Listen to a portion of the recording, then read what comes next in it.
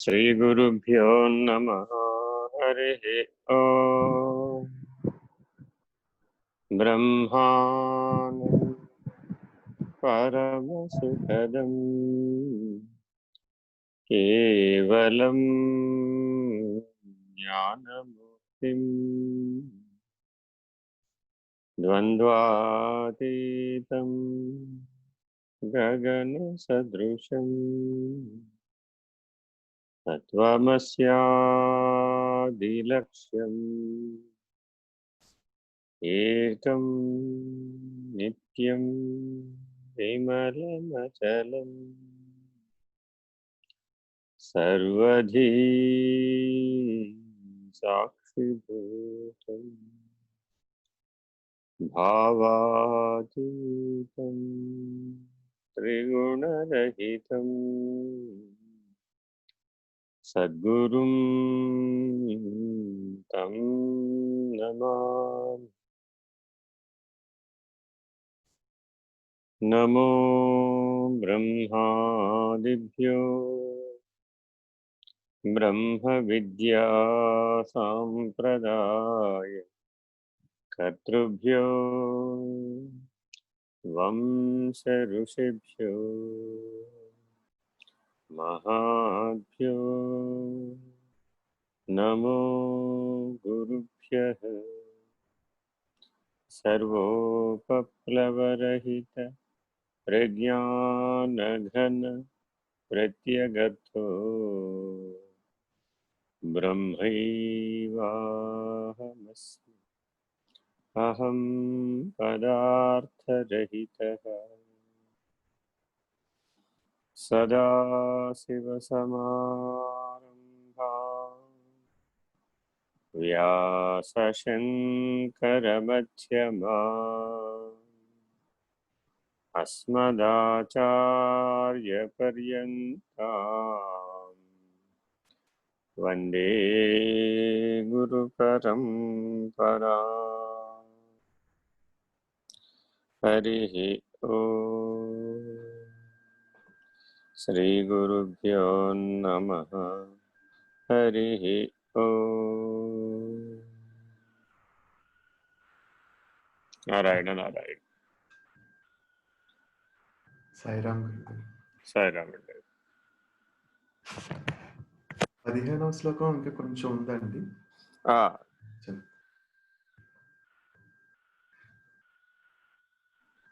పంచకోశాది యోగేన తన్మయ వ్యవస్థితః శుద్ధాత్మా నీలవస్త్రాది యోగేన స్ఫటికో యథా.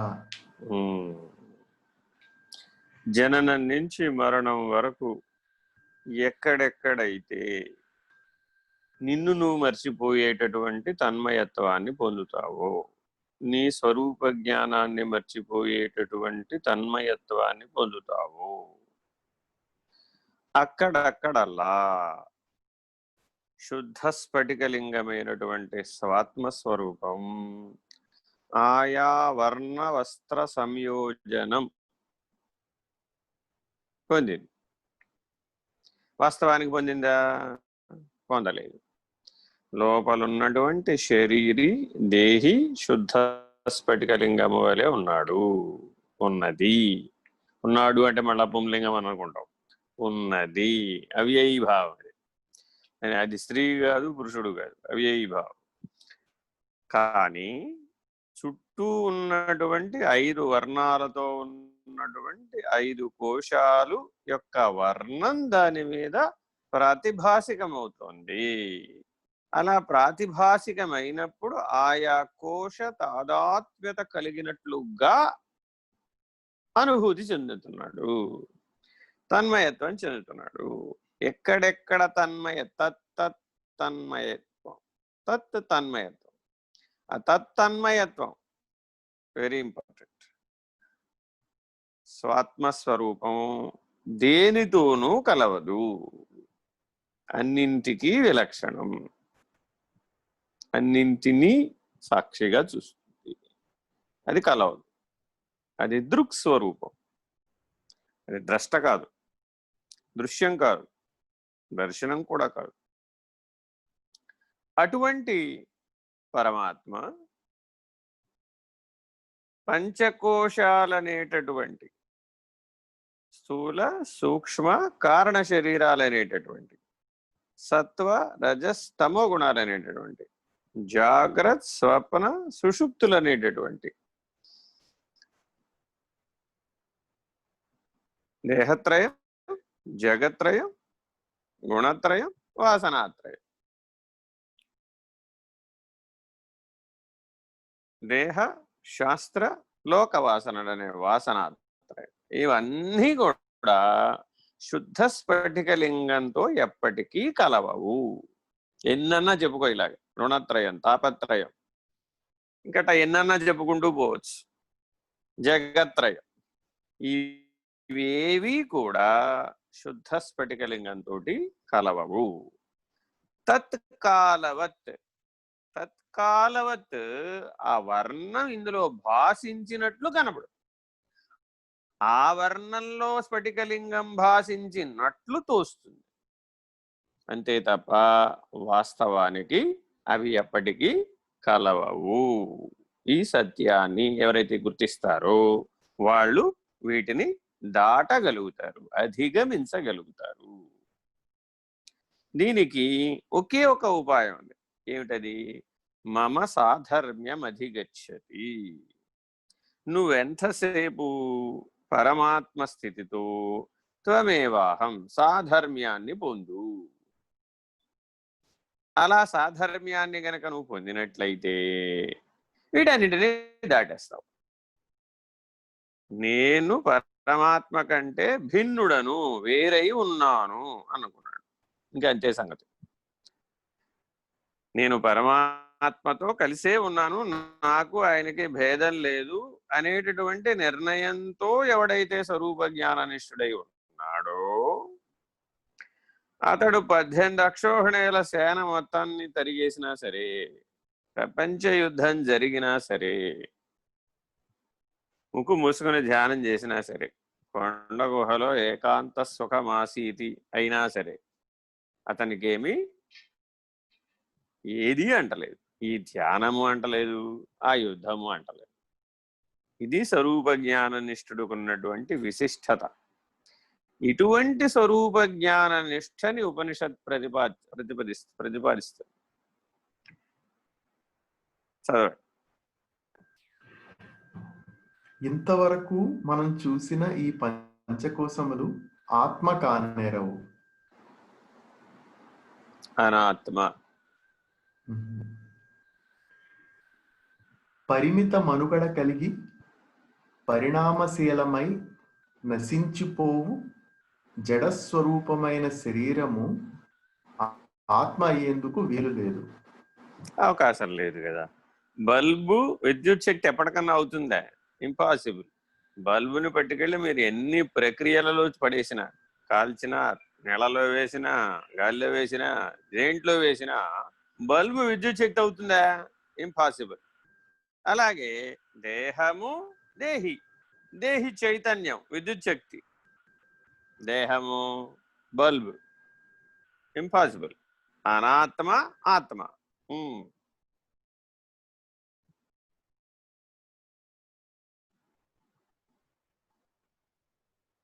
సారీ అండి, మ్యూట్ అయి ఉన్నాను. ఓకే. అరువు తెచ్చుకున్న ఆత్మ తేజముచే నడక సాగించు ప్రాణము ఆత్మ కాజాలదు. అరువు తెచ్చుకున్నట్టండి. చూడండి, మంచి మాట వేశారు ఇక్కడ. అప్పు తెచ్చుకున్నాడు. అప్పు తెచ్చుకుంటే మాత్రం వాడిదైపోతుంది. అది చిన్నప్పుడు అప్పు తీసివేతలు చెప్తారు అనమాట. ఒకటి అప్పు తెచ్చుకుంటాడు. అప్పు తెచ్చుకోగానే ఆ 1 10 అయిపోతుంది. ఎప్పటికప్పుడు పక్క స్థానంలో నుంచి, అంటే 10ల స్థానంలోంచి 1లకు అప్పు తెచ్చుకుంటే 10 అయిపోతుంది. 100ల స్థానంలోంచి 10లకు అప్పు తెచ్చుకుంటే 10 అయిపోతుంది. 1000ల స్థానంలో నుంచి 100ల స్థానంలో తెచ్చుకున్నా 10 అయిపోతుంది. ఆ అప్పు ఎప్పుడు తెచ్చుకున్నా 1 తెచ్చుకుంటే 10 అయిపోతుంది పక్క స్థానానికి. ప్రత్యేగాత్మ స్థానం నుంచి మనసు, బుద్ధి, చిత్తము, అహంకారం పక్కన ఆకాశ పంచకంలో అలా ఉన్నాయి అంతరింద్రియాలు. ప్రత్యేగాత్మ అనే ఆకాశంలో ఆకాశం అనేటటువంటి స్వరూప జ్ఞాన నిష్ఠలో నుంచి ఒక్కటి మనసులోకి వచ్చింది, అది అక్కడ 10 అయిపోయింది. అక్కడి నుంచి మళ్ళా 1 పక్కకు వచ్చింది, అది బుద్ధి అయింది, అది మళ్ళా 10 అయిపోయింది. ఈ బుద్ధిలో నుంచి మళ్ళా 1 పక్కకు వచ్చింది, చిత్తంలోకి వచ్చింది, అది మళ్ళా 10 అయిపోయింది. అది మళ్ళా 1 పక్కకు వచ్చింది, అది మళ్ళా అహంకారం 10. ఇది అప్పు తెచ్చుకోవడం అట. ప్రతిబింబించడం అంటే అప్పు తెచ్చుకోవడం లాంటిది. ఈ అప్పు తెచ్చుకున్న వస్తువు ఏమైపోయిందంటే మళ్ళా తనకు తానే స్వతఃపూర్ణంగా మరలా మారిపోయింది. నిజానికి అది పరతంత్రం, స్వయంగా పనిచేయజాలదు, జడం, స్వకీయం కాదు, అది పరకీయం, మరొక దాని చేత నడపబడుతోంది. అధేయంగా ఉంది, ఆధారంగా లేదు, సర్వాధారంగా అసలు లేదు, సర్వకారణంగా అసలు లేదు, సర్వసాక్షిగా లేనే లేదు. మరి ఇట్లా ఉన్నటువంటి ఈ పక్కనున్నటువంటి 4 అంతఃకరణ చతుష్టయం తనకు ఆధారమై ఉన్న ప్రత్యేగాత్మను తెలియగానే, ఆ సద్దర్శనాన్ని పొందగానే అవి అందులో కలిసిపోతాయి, వేరుగా లేవు. వేరుగా ఆలోచించడానికి వాడు జీవుడుగా వేరుగా లేడు, స్వాత్మస్వరూపుడై ఉన్నాడు. ఈ స్వాత్మ ప్రకాశ లక్షణం చేత, చైతన్య లక్షణం చేత, జ్ఞాన లక్షణం చేత, ఆనంద లక్షణం చేత, సత్ అనే లక్షణం చేత బ్రహ్మమే అయి ఉన్నది, పరమాత్మే అయి ఉన్నది, కూటస్థమే అయి ఉన్నది. ఈ సత్యాన్ని నిరూపించిన దానికి సాంఖ్య దర్శనం అని పేరు. ఈ సన్నిష్ట పొందడానికే సాంఖ్య దర్శనం. ఆనందమయ కోశాన్ని నిరసించడం చాలా చాలా కష్టం, కానీ సాధకులందరూ తప్పక ఆచరించాలి. ఈ పంచకోశ నిరసన ఎవరైతే చేయగలుగుతారో వాళ్ళు మాత్రమే సద్దర్శనాన్ని, సన్నిష్టని పొందగలుగుతారు. చదవండి. అన్ని దశలలో అగుపించక దృశ్యం వలె గోచరమగుచు వికారములు చెందుతున్న మనస్సు ఆత్మ కాబడదు.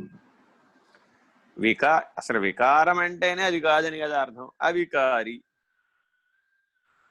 ఇది గుర్తుపెట్టుకోవాలి. చాలా మంది మేము మా మార్గం వేరేనండి, మా మార్గం భిన్నమండి అంటుంటారు. ఈ భిన్నం అన్న వాళ్ళందరూ కూడా ఈ చిన్ముద్రని వాడేటటువంటి ఏ మార్గమైనా సరే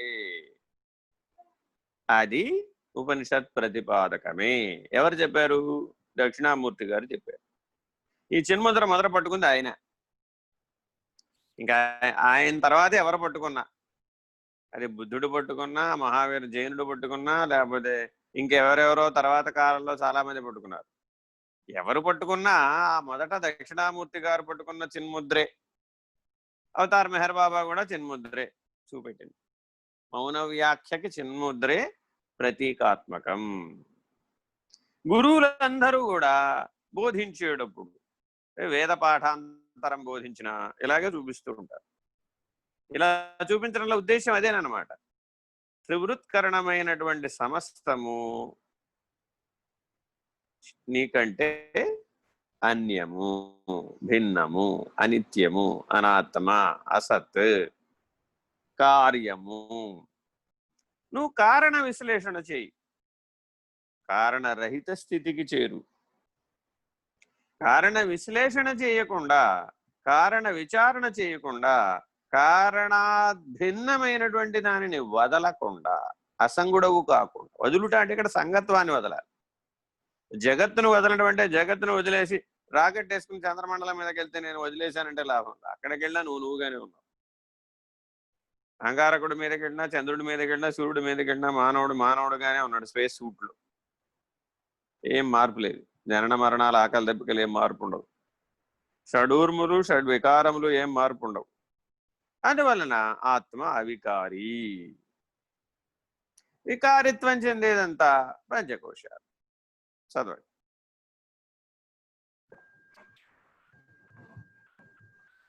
సర్వజ్ఞత్వము లోపించి జడప్రాయమై ద్వంద్వముల మధ్య చెదిరిపోవు బుద్ధి ఆత్మస్వరూపము కాదు. Very important. ద్వంద్వ స్వరూపముల మధ్య చెదిరిపోవు బుద్ధి. ఈ ద్వంద్వ, ఆ వృత్తిలో ఏముంటుందట? ద్వంద్వ ప్రవృత్తి ఉంటుందట బుద్ధికి. ప్రతి దాంట్లోనూ రెండు రెండు ఉంటుంది. సుఖం దుఃఖం, పగలు చీకటి రాత్రి, జననం మరణం, ఆకలి దప్పిక, ఇలా రెండు రెండుగా వచ్చేవన్నీ శోకం మోహం, షడ్వికారములు, షడూర్ములు. ఆత్మ అవికారి, అవినాశి. వికారిత్వం చెందునది తప్పక వినాశము చెందును. ఇది గుర్తుపెట్టుకోవాలి ఈ సూత్రాన్ని. ఈ దృష్టితో చూడాలి. వికారిత్వము చెందునదంతయు వినాశము పొందును. ఇది సృష్టి ధర్మం. ఈ సృష్టి ధర్మం మీద చూడాలి. ఇది ఎప్పుడైతే చూస్తామో నీవు అన్ని దర్శనాలలో నుంచి, అన్ని దృశ్యాలలో నుంచి, అన్ని ద్రష్టలలో నుంచి, అన్ని కర్తృత్వాలలో నుంచి, ఎందుకని కర్త నేనే కర్త అనగానే వికారిత్వాన్ని పొందావు, వినాశం తప్పదు. నేనే భోక్త అన్నాడు, మళ్ళా అది ఇంకో వికారం, వినాశిత్వం తప్పదు. వికారిత్వం వినాశిత్వం సామ్యం అన్నమాట. అది కలిసి పనిచేస్తాయి. అవి వికారిత్వం పొందిన ప్రతిదీ తప్పక వినాశం చెందుతుంది. అవికారి, అవినాశి, అంతే. As simple as it. ఆత్మని గుర్తించాలి అంటే అవికారి, అవినాశి. సూర్యస్థానం నుంచి దాని చుట్టూతో తిరిగేటటువంటి గ్రహాలన్నీ కూడా జననం పొందినాయి. అవి దాని చుట్టూతో తిరుగుతున్నాయి. ఉత్తర కాలంలో లయం పొందితే స్వస్థానంలో లయం పొందుతాయి. సూర్యస్థానం నుంచి పొందుతున్న శక్తి కానీ ప్రకాశం కానీ అవికారి, అవినాశి. అత్యంతగా దగ్గరున్నటువంటి గ్రహం మీద ఎలా ప్రకాశం పడుతుందో అత్యంత దూరం మీద ఉన్న గ్రహం మీద కూడా అంతే సమానమైనటువంటి ప్రకాశం. దూరం చేత, దూరం పెరగడం చేత తక్కువ ఎక్కువ పొందినట్టుగా గ్రహస్థానంలో కనబడదు. సూర్యస్థానంలో ఏ మార్పు లేదు. నీవు ప్రత్యక్ష సాక్షి అయినటువంటి, కర్తవ్య సాక్షి అయినటువంటి, కార్యసాక్షి అయినటువంటి, కారణ సాక్షి అయినటువంటి, సర్వసాక్షి అయినటువంటి, ఆదిత్య మండలవర్తి అయినటువంటి, త్రిమూర్త్యాత్మకమైనటువంటి, బ్రహ్మస్వరూపమైనటువంటి, సకల సగుణ సాకార నిర్గుణ నిరాకార సాక్షి అయినటువంటి, సర్వాధారి అయినటువంటి, సర్వధారి అయినటువంటి, సర్వగతమైనటువంటి, సర్వసాక్షి అయినటువంటి, సర్వకారణమైనటువంటి బ్రాహ్మీభూత స్థితి యందు నిలకడ చెందు. ఇది పరమాత్మ. ఇది లేనిదే ఇవేమీ లేవు. ఆధారం లేకపోతే ఈ భూమి మీద ఏం పని జరగదు. భూమి మీద నుంచి అన్వయం సాపేక్ష దృష్టికి నేను ప్రధానం అన్నటువంటి వికారిత్వాన్ని పొందేవు. భూమి ప్రధానం అనే వికారిత్వాన్ని పొందేవు.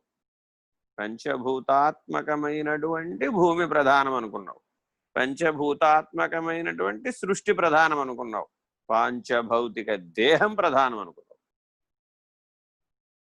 జడచేతన విమర్శ చేయలేదు, ఆధార ఆధేయ విమర్శ చేయలేదు, సగుణ నిర్గుణ విమర్శ చేయలేదు. వికారి, అవికారి, వినాశి, అవినాశి విమర్శ చేయలేదు. వీటన్నింటికీ కలిపి ఒకే పేరుంది, ఆత్మానాత్మ వివేకం. చదవండి. అజ్ఞానముచే పరివేష్టితమై దుఃఖరహిత స్థితిలో సుఖమేమిటో తెలియక అయోమయ స్థితిలో కొనసాగే ఆనందమయ కోసము చైతన్యం ఎలా కాగలదు? బలి చెప్పారండి. ఒకటి చూద్దామా. దుఃఖరహితం అది అంటే జాగ్రత్తావస్థలో, స్వప్నావస్థలో ఉన్నటువంటి పెనుగులాటతో వల్ల వచ్చినటువంటి, పెనుగులాట వల్ల వచ్చినటువంటి దుఃఖమా ఆనందమయ కోశంలో లేదు. అన్నమయ, ప్రాణమయ, మనోమయ, విజ్ఞానమయాలలో ఏర్పడినటువంటి పెనుగులాటలో, వికారిత్వంలో వచ్చినటువంటి దుఃఖమా ఆనందమయ కోశంలో కనబడలేదు. కాబట్టి అది దుఃఖరహితమే. దుఃఖరహితమే సుఖమందామా ఆనందమందామా అంటానికి వీలు కావడం లేదు. మరలా దుఃఖం ఏర్పడుతుంది, అది పోతుంది. లేవగానే మరలా వికారిత్వం వస్తుంది, లేకముందే స్వప్నంలోనే వికారిత్వం వస్తుంది. వాసనామయ దేహం మేలుకోగానే వికారిత్వం వచ్చేస్తుంది. శోకమోహాలు కలలో కూడా ఏర్పడుతున్నాయి. అర్ధాంతరంగా ఎక్కడి నుంచో ఏవేవో వస్తువులు కలలో వచ్చేస్తాయి. ఏమిటేమిటో వచ్చేస్తుంది. వచ్చేసి నీ మనోవేగాన్ని, నీ బుద్ధి వేగాన్ని, నీ ప్రాణవేగాన్ని, నీ హృదయ వేగాన్ని, నీ స్పందనల వేగాన్ని పెంచేస్తాయి. మెలకువలో ఆహార నిద్రాభయ మైథున స్పర్శ ఎలా కలిగిందో కలలో కూడా అలాగే కలుగుతున్నాయి. ఇంకా ఎక్కువ కలుగుతున్నాయి. ఒకడు పాముల చేత కరవబడ్డట్టు, ఒకడు ఏనుగుల చేత తొక్కించబడినట్టు, ఒకడు స్వర్గలోకాన్ని అధివసించినట్టు, ఒకడు సామ్రాజ్యాభిషిక్తుడైనట్టు, మరొకడు భూ సమాధి అయినట్టు. ఇలా ఏవేవో కలలో కనవచ్చు. ఇదంతా పెనుగులాటే. ఆనందమయ కోశ స్థానంలో ఇవన్నీ పరిహరించబడిపోయినాయి. ఇదంతా దుఃఖరహితం అయిపోయింది. ఈ పెనుగులాట అక్కడ ఏం లేదు. చిన్న నిద్రలోనే లేని పెనుగులాట పెద్ద నిద్రలో అసలు లేనే లేదు. కావున దేహాంతర ప్రాప్తి విజ్ఞానమయ కోశ ప్రభావం చేత జరుగుతుంది కానీ ఆనందమయ కోశ ప్రభావం చేత జరగడం లేదు. ఇది జాగ్రత్తగా గుర్తుపెట్టుకుని భగవద్గీతాచార్యుడు పరమాత్మ వ్యాస భగవానుడు కూడా మనకి స్పష్టంగా అందించినది. అంతకాలే చ మామేవ స్మరన్ముక్త్వా కళేబరం. ఈ స్మరణ విజ్ఞానమయ కోశం వలన కలుగుతుంది. ఎక్కడ? ఆనందమయ కోశంలో దుఃఖరహిత స్థితిలో ఉన్నటువంటి నిద్రపోతున్నటువంటి వాడిలో ముందు మేలుకుంటున్నది ఈ విజ్ఞానమయ కోశమే మేలుకుంటుంది. ఆ విజ్ఞానమయ కోశ ప్రభావం చేతనే ఈ 5 కోశాలు సూత్రబద్ధమై పనిచేస్తున్నాయి. తల్లి గర్భంలో నుంచి, ఇప్పుడు కాదు, తల్లి గర్భంలో నుంచి పనిచేస్తున్నాయి అవి. అందువలన దేహాంతర ప్రాప్తి ఆ విజ్ఞానమయ కోశంలో ఏర్పడినటువంటి స్మరణ వలన ఏర్పడు. అందువల్ల విజ్ఞానమయ కోశంలో నుంచి నువ్వు ముక్తుడవు కావాలి అంటే, ముక్తుడవు అయ్యావనే నిర్ణయాన్ని కలిగి ఉండాలంటే త్వమేవాహం తత్వమసి. ఈ ఉపదేశవాక్యం ఒక్కటే నీకు తరించే ఉపాయం. ఈ తరుణం నిన్ను ఆనందమయ కోశం నుంచి మేలుకునేట్టు చేస్తుంది. ఆనందమయ కోశానికి ఉపాయం ఏమిటి అని నిన్నే చెప్పుకున్నాం. ఆనందమయ కోశం అంటే ఏమిటంటే నిద్రపోవడం, మేలుకోవడం. మేలుకుంటే నిద్ర రాదుగా. మేలుకున్న వాడికి నిద్రా ప్రభావం పనిచేయదు. ఎక్కడ మేలుకోవాలి? ఇప్పుడు లోపల మేలుకోవాలి. జాగరూకత కలిగి ఉండాలి, ఎరుకను కలిగి ఉండాలి, ప్రకాశాన్ని కలిగి ఉండాలి, తురీయ స్థితిలో ఉండాలి, 4వ దేహంలో ఉండాలి. తొలిమేనులు మరుకన, మలిమేనులు ఎరుకన. 4వది ఎరుకన. మరి అది ఇది ఒకటే కదండి. కైవల్యం దృష్ట్యా ఒకటే, రహిత మార్గం దృష్ట్యా ఒకటే, అచల మార్గం దృష్ట్యా ఒకటే. అతీతం దృష్టికి వచ్చేటప్పటికి కొద్దిగా వేరు, ఒక అడుగు దూరం. పరము పరాత్పరము దృష్ట్యా చూస్తే ఇదంతా ఒకటే. ఎందుకని? దీనికి ఎంత శక్తి లేదో దాని మూలాన్ని గుర్తెరిగే శక్తి దానికి కూడా లేదు. దీన్ని కనీసం విచారణ చేసి దీనికి తెలియజెప్పి అతీతాన్ని స్థిరపరచవచ్చు. రహితాన్ని విచారణ చేసి స్థిరపరచడం కుదరదు. దానంతట అది రావాల్సిందే. అందుకని మహానుభావులందరూ కూడా మోక్షం ఆగంతుకమే గాని సాధన సాధ్యం కాదు అనే వాక్యం వేదాంతంలో కనబడుతుంది. ఇది కైవల్యం. అదంతా ఈశ్వరుడు, అదంతా సమిష్టి, అక్కడ వేష్టి లేడు. ఆ కాలచక్రంలో సృష్టి విశ్వ, అక్కడ వ్యష్టి నామరూప క్రియా నటనలు లేవు. ఈ అతీత దృష్టికి వరకు ఈ వ్యష్టి యొక్క నామరూప క్రియా నటనల పంచకోశ వ్యవహారం అంతా కూడా, కార్యమంతా కూడా ఉన్నట్లు తోస్తోంది అంతే. ఉన్నట్లు తోస్తోంది అంతే, వాస్తవానికి లేదు. చదవండి. నశించు శరీరమును గాంచుచు ప్రాణక్రియలను గుర్తించుచు మనోచేష్టలను నడిపించుచు బుద్ధి నిర్ణయాలను కదిలించుచు సుషుప్తిలో ఏమీ తెలియుట లేదనడి జ్ఞానమును తెలుసుకొనుచు. Very important. సర్వమునకాధారమై పంచకోశములకు అధిష్టానమై విలక్షణమై సాక్షి మాత్రమై భాషించునదియే ఆత్మ, అది ఏ వెరీ గురువు. Very important. మనం గమనించాం కదా 2 రోజుల నుంచి వీటిని బాగా విచారణ చేశాం. కన్ఫర్మేషన్ నిర్ణయంగా చెప్పేశారు. ఆయా కోశ పరిధిలో నువ్వు చేస్తున్నటువంటి ఏ చేష్ట అయినా సరే, ప్రాణ ప్రవాహం కావచ్చు, మనస్సు యొక్క రాకడా పోకడా కావచ్చు, బుద్ధిగో యొక్క ద్వంద్వ ప్రవృత్తి కావచ్చు, లేక ఏ ప్రవృత్తి లేదనేటటువంటి జ్ఞానం కావచ్చు, వీటన్నింటికి సర్వాధారం, అధిష్టానం, విలక్షణం, సాక్షి స ఆత్మ. చదవండి. క్రమ పరిశీలన ద్వారా ఆత్మానాత్మ వివేక జ్ఞానము ద్వారా పంచకోశములను నిరాకరించినచో ఇది బాగా గుర్తుపెట్టుకోవాలి.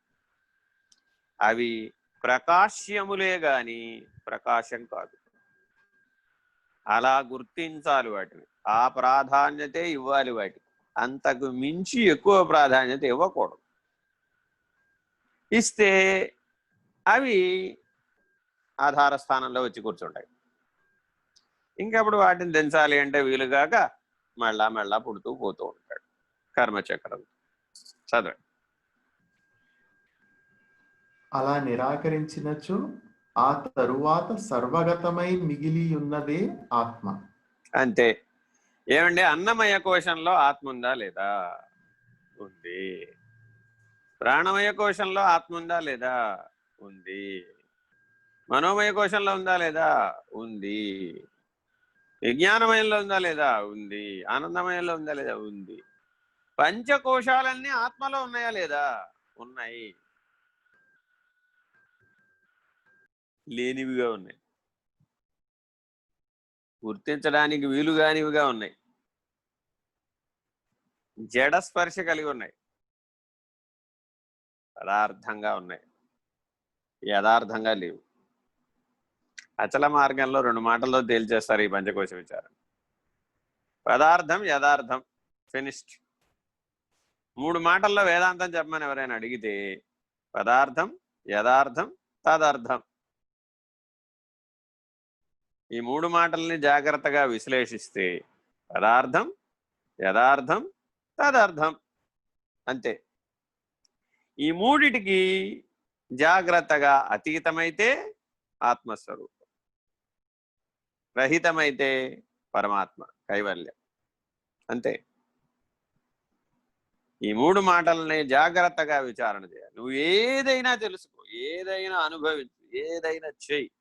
ఏం చేసినా అది అయితే పదార్థం అవుతుంది, లేకపోతే యథార్థమైనట్టు అనిపిస్తుంది. తత్కాలవత్, భ్రాంతి చేత, ఆభాస చేత, అధ్యాస చేత నాకు అనుభవం కలుగుతోంది కదండి. అబ్బా, పుట్టినప్పటి నుంచి పోయేదాకా ఉందా? పుట్టక ముందు ఉందా? పోయిన తర్వాత కూడా ఉందా అని విచారణ చేయమన్నాడు. చిన్న నిద్రలో ఉందా? పెద్ద నిద్రలో ఉందా అని విచారణ చేయమన్నారు. ఇది చాలా యథార్థం అండి బాబు అన్న వాళ్ళందరినీ ఈ ప్రశ్నలు వేసుకోమన్నాడు. ఆ యథార్థం చెప్పాలి అంటే ఈ విచారణకు నిలబడాలి. ఏమిటవి? జడచేతన విమర్శ, ఆధారాధేయ విమర్శ, దృగ్దృశ్య విమర్శ, ఆత్మానాత్మ విమర్శ, నిత్యానిత్య విమర్శ, కార్యకారణ విమర్శ, సదసద్విమర్శ. ఆ విచారణలన్నీ విమర్శలే, వివేకమే. దృక్స్వరూప నిర్ణయం అంటారు దీన్ని. ఈ పంచ వివేకాల ద్వారా నిర్ణయం చేసేదానిని దృక్స్వరూప నిర్ణయం అంటారు. జాగ్రత్తగా ఈ పదార్థాన్ని, యథార్థాన్ని, తదర్థం, తత్ అది అంటే అర్థం ఏంటి? ఏమంటే నేను అన్నమయ కోశ భ్రాంతిని కలిగి ఉన్నానండి, సంగత్వాన్ని కలిగి ఉన్నానండి, శరీరమే నేనుగా ఉన్నానండి, పంచకోశములే నేనుగా ఉన్నానండి. తత్ నైనా అది ఆత్మయందు. ఇవి ఆరోపితమే గాని వాస్తవం కాదు. నామ రూప గుణ క్రియ నటన, ఈ 5 లక్షణాలు వీటికున్నాయి. ఇవి ఆరోపితం, అధిష్టానం కాదు, ఆశ్రయం. అవి సర్వగతం కాదు, పరిమితం. సర్వజ్ఞత్వం కాదు, కించిదజ్ఞత్వం. విలక్షణం కాదు, సంగత్వం, ప్రకాశం కాదు, ప్రకాశ్యం.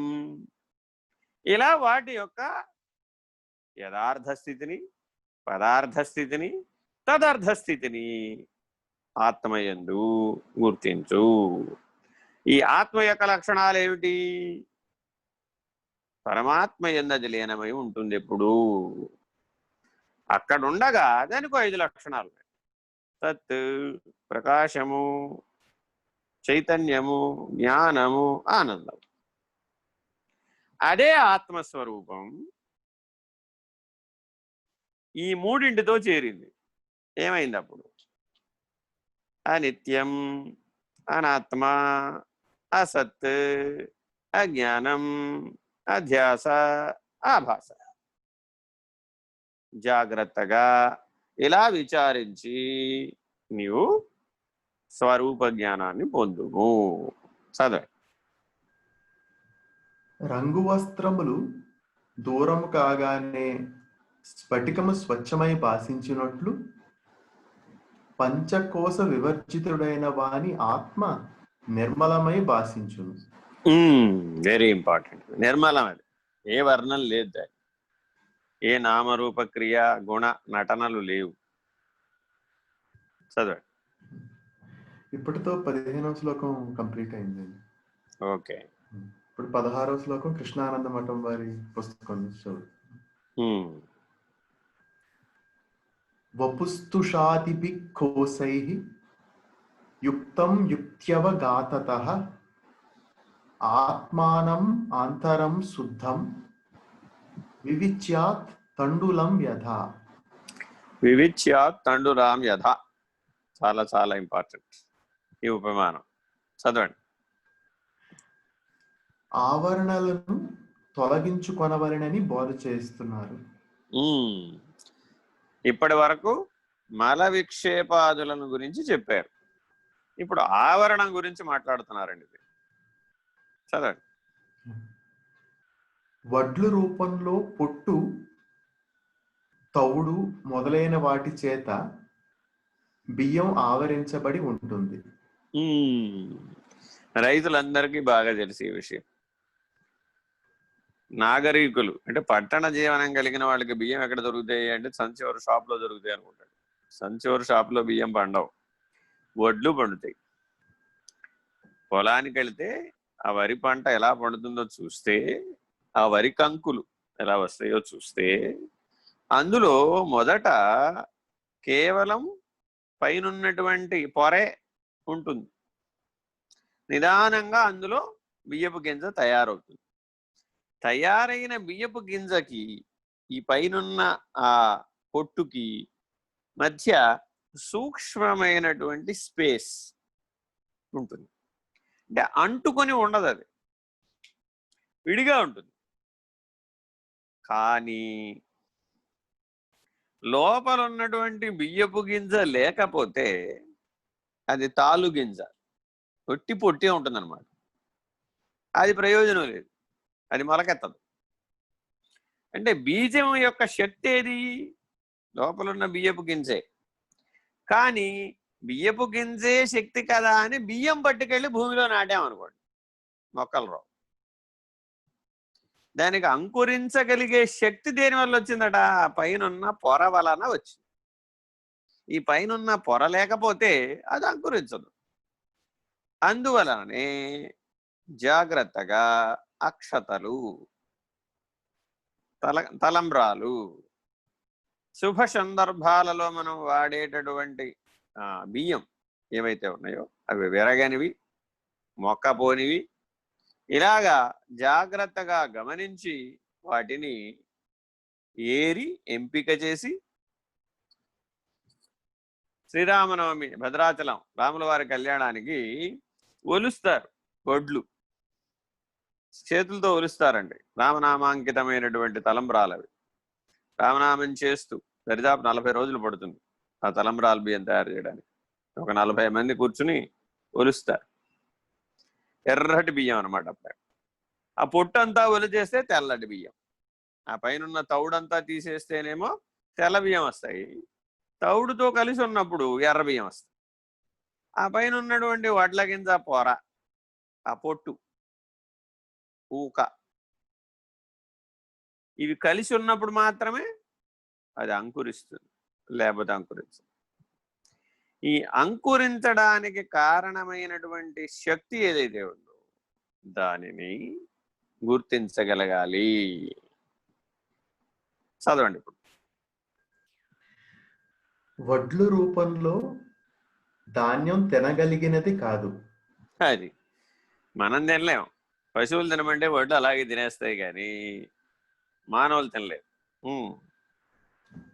అందువలన వడ్లను దంచి తదుపరి చెరుగుట మొదలగు ప్రయత్నం చేత పొట్టు, తౌడు మొదలగు ఆవరణ పదార్థములను తొలగించి తినగలిగిన బియ్యం రూపమును చేసుకుంటున్నాము. అది ఒకప్పుడు మానవులందరికీ మనకి ఆరోగ్యం ఎలా ఉండేదంటే, మన దేశంలో ఏ రోజు బియ్యం, ఏ రోజు వడ్లు ఆ రోజు ఇంట్లో రోకలతో దంచుకునేవాడు. దంపుడు బియ్యం దంచి ఆ గుప్పెడు ఆ వడ్లు ఏవైతే ఉన్నాయో దంచి ఆ పొట్టు చెరిగేసి ఆ తౌడంతా శుభ్రం చేసి కడిగి అప్పుడు ఆ బియ్యాన్ని తీసుకుని అన్న ఉండేవారు. ఈ వడ్లు దంచి బియ్యం తీసుకోవడం అనే ప్రక్రియ అప్పుడు ఇంట్లోనే ఉండేది. అప్పుడు భారతదేశంలో ఎవరికి అనారోగ్యం లేదు, ఎవరికి బి విటమిన్ డెఫిషియన్సీ లేదు, ఎవరు విటమిన్ టాబ్లెట్లు ఎవరు వేసుకోలేదు. No sale for vitamin tablet at all. సహజమైన ఆహారం తినేవాళ్ళు. ఏమండోయ్, అలాగా జాగ్రత్తగా గమనిస్తే ఈ శారీరకమైనటువంటి బలం ప్రక్రియ అప్పుడు అందరికీ ఉపయుక్తమయ్యేది. అవి జాగ్రత్తగా కాలాంతరంలో ఈరోజు దంచుకోవడం ఎవడు చేస్తాడని దాన్ని బట్టుకెళ్ళి మిషన్లో పెట్టించాడు. బియ్యం అయితే వచ్చినాయి, ఆరోగ్యం పోయింది, పొట్టు పోయింది, తౌడు పోయింది, బి కాంప్లెక్స్ పోయింది, ఐరన్ పోయింది, విశేషణాలు పోయి ఒట్టి కార్బోహైడ్రేట్లు, ఒట్టి తెల్ల బియ్యం. బా ఎంత తెల్లగా ఉన్నాయో మా బియ్యం. మనుషులు కూడా అంత బలహీనం. అయితే ఈ ప్రక్రియలో ఒక విజ్ఞానం ఉంది. ఇక్కడ రహస్యం ఏంటంటే, ఇదంతా చెప్పడం ఆ ఆవరణని తొలగించకుండా అది అనుభవయోగ్యం కాదు. ఈ ఆవరణ దోషం నివర్తించకుండా నువ్వు స్వరూప జ్ఞానాన్ని, కైవల్యాన్ని పొందలేవు. జ్ఞానం రెండు స్థాయిలో ఉంటుంది. ఒకటి నిర్గుణాత్మ జ్ఞానం, అది కైవల్యం. రెండు స్వరూప జ్ఞానం, అంటే రెండుగా ఉన్న దాంట్లో నుంచి పొందడానికి ప్రయత్నం చేస్తేనేమో అది స్వరూప జ్ఞానం. ద్వంద్వాలకి సాక్షి, అది స్వరూప జ్ఞానం. ఏకత్వానికి వచ్చిన తర్వాత తద్రహితమయ్యే పద్ధతి, అది నిర్గుణాత్మ జ్ఞానం. ఈ రెండు స్థాయి భేదాలకి ఆవరణయే కారణం. జ్ఞానంలో ఏర్పడినటువంటి ఆవరణ దోషాన్ని గురించి ఇక్కడ చెప్తున్నారు. ఇప్పుడు చాలా సూక్ష్మంగా దీన్ని విచారణ చేయాలి. రెండు పక్షాల్లోనూ కలిగి ఉంటుంది. దేహమే నేననేటటువంటి ఆవరణ దోషం, సృష్టియే నేననేటటువంటి ఆవరణ దోషం, విశ్వమే నేననేటటువంటి ఆవరణ దోషం. ప్రతి చోట ఈ నేనన్న అహం ఉంది. దేహమే నేనన్నప్పుడు ఆ ఆవరణ దోషం అహంకారంగా కనబడింది. సృష్టియే నేనన్నప్పుడు దైవమే నేననే అహం వచ్చింది. ఇక్కడ అహంకారం లేదు, అహమే ఉంది, దివ్యాహం. విశ్వమే నేను, పరమాత్మ, పరబ్రహ్మ.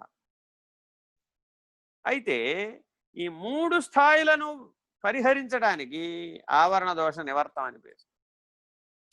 జ్ఞానం పైన ఆచ్ఛాదితమవుతున్నటువంటి ఆవరణ, అటువంటి దానిని ఇక్కడ సూక్ష్మంగా ఒకే వాక్యంలో ఈ మూడు స్థాయి భేదాలని దేహాత్మ, అంతరాత్మ, పరమాత్మ, కైవల్యం, ఆవరణరహితం ఏవ కైవల్యం.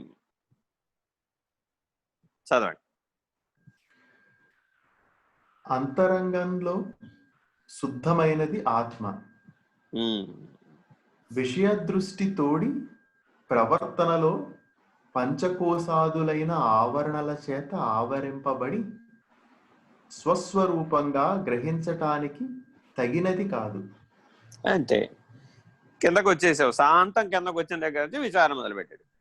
పంచకోశాలనే ఆవరణ ద్వారా విషయావరణ కలిగినటువంటి వ్యవహారావరణ కలిగినటువంటి జీవుడు శుద్ధాత్మ.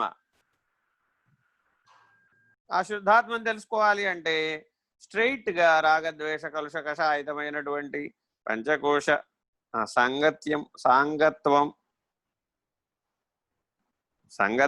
సాంగత్యం పొందినటువంటి వాడు సరాసరి శుద్ధ చైతన్యాన్ని గుర్తుపట్టలేకపోతున్నాడు. మలిన చైతన్య స్వరూపుడుగా ఉన్నాడు. చేతన స్వరూపుడుగా ఉండి జడ స్వరూపుడుగా అనుకుంటున్నాడు. జాగ్రత్తగా విచారణ చేసి నీ శుద్ధ చైతన్యాన్ని నువ్వు తెలుసుకో, నీ స్వప్రకాశాన్ని నువ్వు తెలుసుకో, స్వరూపాన్ని తెలుసుకో. దాంట్లో శివలింగాలు లేవు. శివస్వరూపం అనేటటువంటి మన వర్ణనంతా ఏదైతే ఉందో ఏమిటి?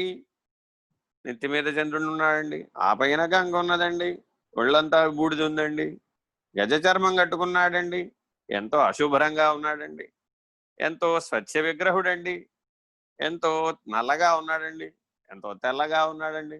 ఇలా ఎన్ని వర్ణనలైతే శివస్వరూపం గురించి చేయబడని ఆ వర్ణనలు అసలు ప్రపంచంలో దేని గురించి వర్ణించలేదు. అన్ని వర్ణనలు ఉన్నాయి శివస్వరూపాన్ని. అలాగే విష్ణు స్వరూపాన్ని, అలాగే బ్రహ్మస్వరూపాన్ని. స్వరూపం అని అంటున్నాం చూడండి.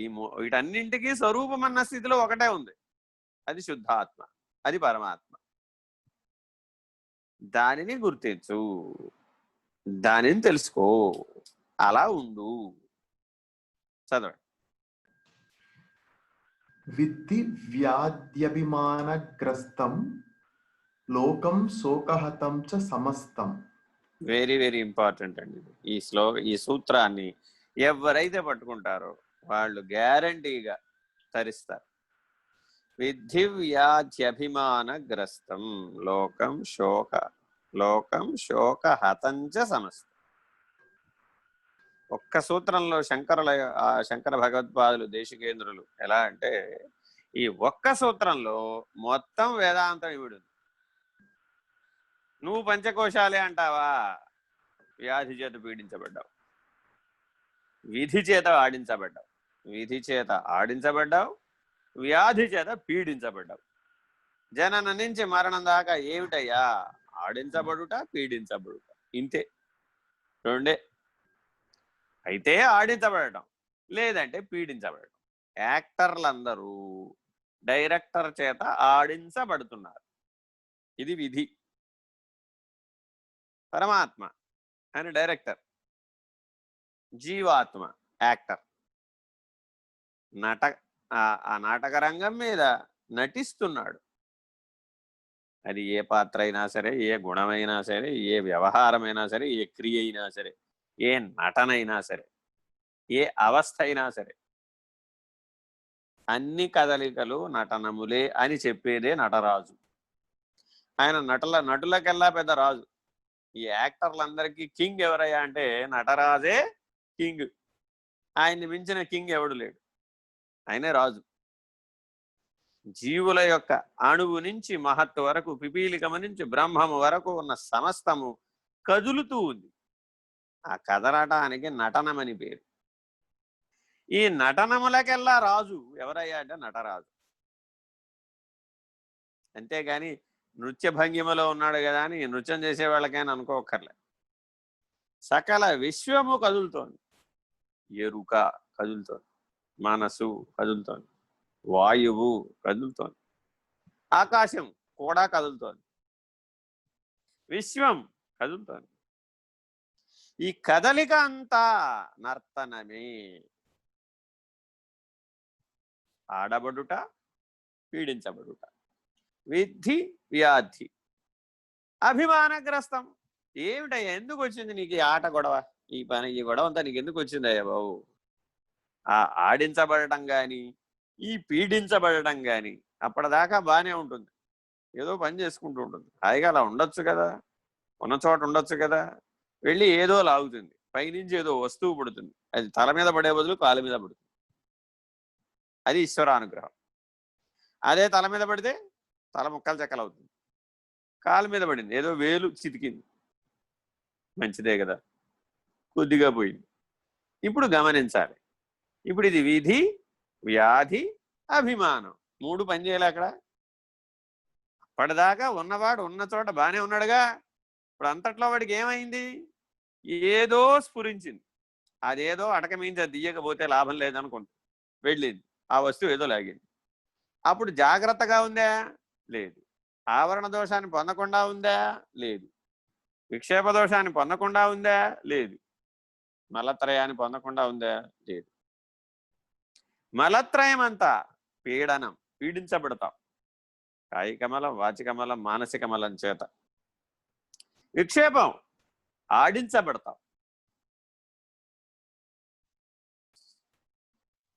జాగ్రత్తగా గుర్తించాలి. ఆవరణ దోషం అభిమానగ్రస్తం. మానవ జీవితం మొత్తం, సృష్టికి సంబంధించిన సమస్తం విధి, వ్యాధి, అభిమానం. ఇంతకు మించి ఏముందయ్యా? గ్రస్తం. చాలా గొప్ప మాట. గ్రస్తం, గ్రసించబడుట. నీ స్వరూప జ్ఞానం విధి వల్ల గాని, వ్యాధి వల్ల గాని, అభిమానం వల్ల గాని గ్రసించబడుతోంది. గ్రహణం పడుతుంది. అప్పుడు గ్రస్తం అంటే గ్రహణం. సూర్యగ్రహణం, చంద్రగ్రహణం లాగా. తత్కాలవత్, ఆకాసేపు అంతే. అది అనుభూతమవుతున్నంతసేపు. ఏమండి, అంత పెద్ద రాయి కాలు మీద పడితే, కాలు వేలు చితికితే మీరు ఇలా చెప్తే ఎలాగా? ఆ బాధ ఉండదా? ఆ నొప్పి ఉండదా? ఆ సమస్య ఉండదా? ట్రీట్మెంట్ చేసుకోవద్దా? ఎవరు చేసుకోవద్దన్నారు? శుభ్రంగా చేసుకో. అన్ని పనులు చేయి. కాలు మీద రాయేసుకో, దాన్ని జాగ్రత్తగా ట్రీట్మెంట్ తీసుకో, మళ్ళా బాగు చేసుకో, పని చేసుకో. అయితే ఏ దృష్ట్యా చూడాలి ఇప్పుడు? విధి, వ్యాధి, అభిమానం, గ్రస్తం. ఆ క్షణంలో నీకెందుకు స్ఫురించలేదు? అది మీద పడుతోందని, నీకు ప్రమాదాన్ని కలిగిస్తుందని, స్వరూప జ్ఞానాన్ని కోల్పోయేట్టు చేస్తుందని ఎరుక కోల్పోతున్నావని. కోల్పోవడం అంటే 2 ఉన్నాయి దానికి. ఎరుక మరపుగా మారడం, కోల్పోవడం సంగతి చెప్తున్నారు. మరపు కూడా ఎరుకలో భాగమే. కాసేపు అయిన తర్వాత మేల్కొన్నావుగా, తెలిసిందిగా, ఎరుక వచ్చిందిగా, అప్పుడు తెలివి వచ్చిందిగా. అప్పుడు అంతకుముందు గుర్తు లేదన్నావుగా, గుర్తించలేదన్నావుగా. గుర్తు లేదన్నా గుర్తించలేదన్నా 2 మరపే. ఈ మరపు ఆ ఎరుకలో భాగం. ఈ మరపంతా జీవం, అజ్ఞానం. ఆ ఎరుకంతా దైవం, చైతన్యం. దానావతల విధివ్యాధ్యభిమానగ్రస్తం. ఏమండి, నాకొకడికే ఉందా? లోకం శోకహతంచ సమస్తం. ఫినిష్డ్. తేల్చి చెప్పేశారు సమిష్టికి కూడా. నీ లోకం అంతా ఏ లోకం అయితే ఆ లోకం, అలోకం దాకా. భూలోకంలో ఉన్నాం ఇప్పుడు మనం. ఈ భూలోకానికి మర్త్యులం మనం అంతా. మర్త్యలోకంలో ఉన్నాం, మర్త్యులం. అమర్త్యులు వాళ్ళు ఎవరు? దేవతలు. వాళ్ళ లోకం వాళ్ళదే. ఆలోకనము అని వేదంతానికి ఒక పేరు. అలోకమును చూపించేది ఏదో దానికి ఆలోకనము అని పేరు. అటువంటి ఆలోకనం చేయాలట. ఆలోకయే సఖి బాలకృష్ణమని ఒక కీర్తన ఉంటుంది. చూడమంటోంది. ఆ బాలకృష్ణుడు చూడు, సఖి ఆనంద తాండవ వరద కృష్ణం.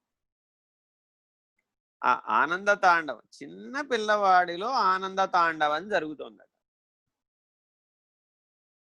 ఆ చిన్న పిల్లవాడు, శైశవావస్థలో ఉన్న పిల్లవాడిని చూస్తే అందరికీ ఆనందం ఎట్లా కలిగింది? అతడిలో ప్రతి కణంలో కూడా ఆనంద తాండవం జరుగుతుంది. అతను నవ్వినా ఆనందమే, ఏడ్చినా ఆనందమే, పిలిచినా ఆనందమే, కాలు కదిపినా నృత్యమే, చెయ్యి కదిపినా నృత్యమే, నటనమే. చిన్నపిల్లవాడు అందుకే ఏది చేసినా ఆనంద లక్షణమే. అదే పెరుగుతూ వచ్చాడు, రోజు ఆ నవ్వే లక్షణం, ఆ ఆనంద లక్షణం తగ్గిపోయి విద్ధి, వ్యాధి, అభిమానం వచ్చేస్తాయి. గ్రస్తం. చిన్న పిల్లవాడిలో ఉన్న 99% ఉన్న ఆనంద లక్షణం రోజు ఈ కార్యాచరణలో పడి పడి పడి పడి నలిగిపోయి ఆ యంత్రంలో బాగా తిప్పబడి కొట్టబడి సంస్కారముల యొక్క, వాసనల యొక్క, గుణముల యొక్క, త్రయముల యొక్క, త్రిపుటి యొక్క కర్మచక్రంలో బాగా నలిగిపోయి దుఃఖభాజనుడవుతున్నాడు. ఎప్పుడు దుఃఖస్పర్శే, ఎప్పుడు చూసినా దుఃఖం గొడవే, ఎవరిని కదల్చండి ఏదో ఒక దుఃఖం. ఆ దుఃఖం దేనికి సంబంధించి ఉంటుంది? అయితే విధి, లేకపోతే వ్యాధి, లేకపోతే అభిమానం.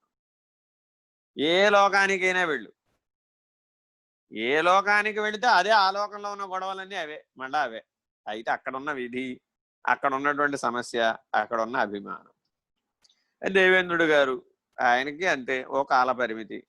ఇవన్నీ అధిష్టాన దేవతలు కాల పరిమితికి లోబడి ఉంటాయి, అవన్నీ కాలచక్రానికి లోబడి ఉన్నాయి. కొంతకాలం తర్వాత వాళ్ళు మరలా పునః కర్మచక్రంలోకి దిగొచ్చేస్తూ ఉంటారు. క్షీణే పుణ్యే మత్స్యలోకే విశంతి. ఏమిటయ్యా ఇది అంటే, నువ్వు కూడా నీ పుణ్యబలం ఉన్నంతసేపు సుఖాన్ని అనుభవిస్తావు. బాగా గుర్తుపెట్టుకోవాలండి మానవుడు, సాధకుడు. సుఖాన్ని అనుభవిస్తున్నప్పుడు నీ పుణ్యం ఖర్చు అయిపోతుంది,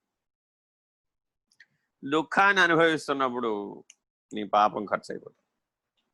ఈ రెండింటికి ఆత్మసాక్షి, దానికి పుణ్యం లేదు, పాపం లేదు. అది స్వరూప జ్ఞానం, స్వీయ చైతన్యం. దానికి మల విక్షేప ఆవరణ దోషాలు లేవు, దానికి విధి, వ్యాధి, అభిమానం లేవు. లోకము లేదు, శోకము లేదు, అది అలోకం, అశోకం. స్వాత్మానందం అది, స్వరూప జ్ఞానం అది, స్వీయ చైతన్యం అది, స్వప్రకాశం అది, సత్. సర్వాధారి, సత్ అంటే రెండు లక్షణాలు ఉన్నాయి దానికి, సర్వధారి, సర్వాధారి. ఈ రెండింటినీ కలిపి సత్ అంటారు. అందుకని ఆత్మబోధలో చాలా చోట్ల ఈ రెండు మాటల్ని ప్రయోగిస్తూ ఉంటాం. స అన్నటువంటి ఉపసర్గతో ఉంటాయి అన్నమాట ఇవి. సర్వధారి, సర్వాధారి, సర్వగతం, సర్వకారణం, సర్వసాక్షి. ఈ 5 లక్షణాలు సత్. ఎవరైతే ఈ 5ంటిని సర్వధారి, సర్వాధారి, సర్వగతం, సర్వకారణం, సర్వసాక్షి, ఈ 5ంటిని మాత్రమే గుర్తుపెట్టేవాడు సన్నిష్ఠుడు. ఇప్పుడు ఆ తెలుగులో ఉంటాడు. వీడికి విధి, వ్యాధి, అభిమానం, లోకం, శోకం, హతం. అక్కడ అదే గొడవ, ఇక్కడ అదే గొడవ. 14 లోకాలలో ఎక్కడ తిరిగి చూసినా లోకం, శోకం, హతంచ సమస్తం. హతం, హతం అంటే ఆది అంతం రెండు ఉంటాయి అన్నమాట. అనంతం కాదది, అప్రమేయం కాదది, అవిభాజ్యం కాదది, అవినాశి కాదది, అవికారి అసలే కాదు.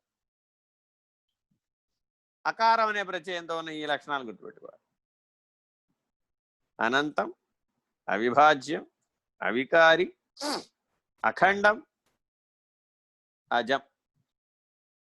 ఇవెవరివి? నీ స్వరూప లక్షణాలు, నీ పరమాత్మ లక్షణాలు. అజం నిర్వికల్పం నిరాకారమేకం నిరానందమానందమద్వైత పూర్ణం. అది నీ స్వరూపం లక్షణం. అజం, పుట్టుకే లేదురా బాబు నీకు. అనంతం, అత్యంతములు లేవురా నాయనని. మరి అలాంటి స్థితిలో ఉన్నవాడికి విధి, వ్యాధి, అభిమానం, లోకం, శోకం ఉన్నాయా? విధి, వ్యాధి, అభిమానం, లోకం, శోకం, ఈ 5 లక్షణాలు ఉన్నవాడు హతం అవ్వక తప్పదు. ఎవరు మరణించారండి అడిగాం. ఏదో ఫలానా వాడండి, ఎలా పోయాడండి, అలా పోయాడండి, ఇలా పోయాడండి. అలా ఇలా పోలే, ఈ 5 లక్షణాలతోనే పోయాడు వాడు. ఏమిటా 5? విధి, వ్యాధి, అభిమానం, లోకం, శోకం. చూడండి, మానవ జీవితం తల్లి గర్భంలో నుంచి మొదలైన దగ్గర నుంచి విధి పనిచేస్తూ ఉంటుంది. ఆ జననం ఎలా జరుగుతుందో ఆ లోపల ఉన్న జీవుడికి తెలియదు, ఈ తల్లికి అసలు తెలియదు. ఏమండి విధి అనేది ఉందా అని పరమాచార్యని అడిగారు ఒక విదేశీ వనిత. కర్మఫలం అంటారు, మీరేమిటో కర్మచక్రం అంటారు, దాన్నే విధి అంటారు. ఆ కర్మ విధిని ఎవరు తప్పించలేరండి అంటారు. ఏమిటండి ఇది? అసలు దేహాంతర ప్రాప్తి ఉందా ఈ కర్మచక్రం వలన? ఈ విధి ఏమిటి అసలు? ఇది అనుల్లంఘనీయం అంటున్నారు మీరు. అసలే దీన్ని దాటడానికే వీలు కాదంటున్నారు.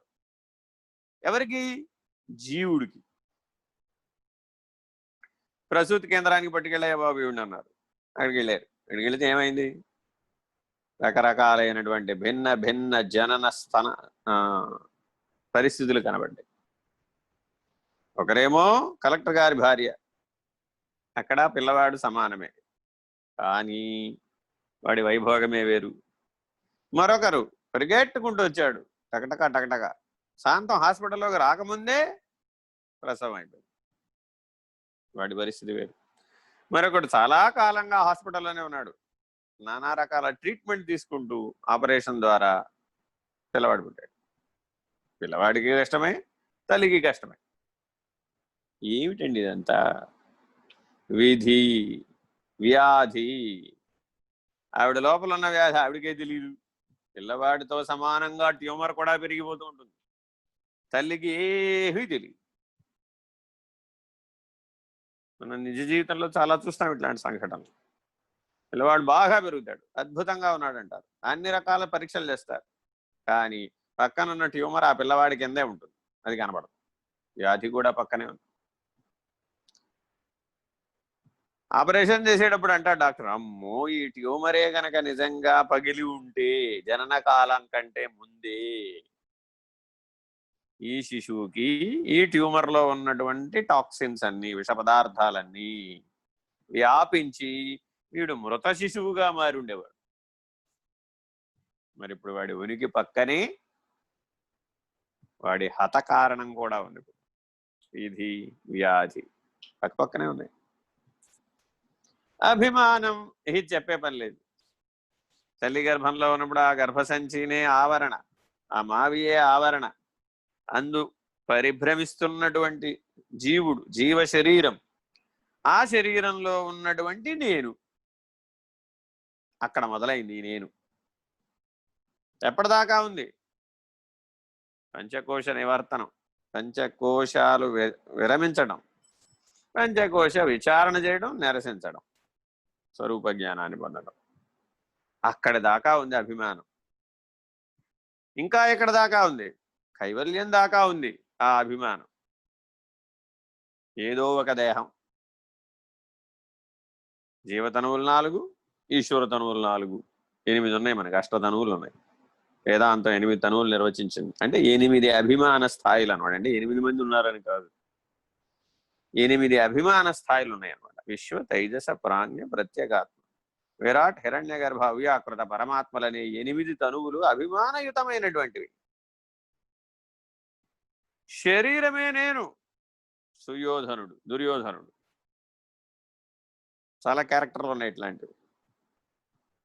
కాబట్టి చాలా జాగ్రత్తగా మన ఇతిహాసాలని, పురాణాలని తత్వదృష్ట్యా చూడటం నేర్చుకోవాలి.